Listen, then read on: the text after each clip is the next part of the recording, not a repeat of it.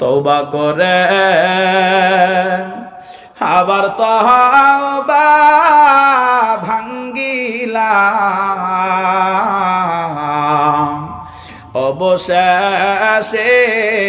খাঁটি তওবা করিলাম এ জীবনে না করিলাম বন্দেগি গুনাহ করে কাটাইলাম জিন্দেগি গুনাহ করে কাটাইলাম জিন্দেগি গুনাহ করছি আর তো গুনাহ করব না মাফ কইরা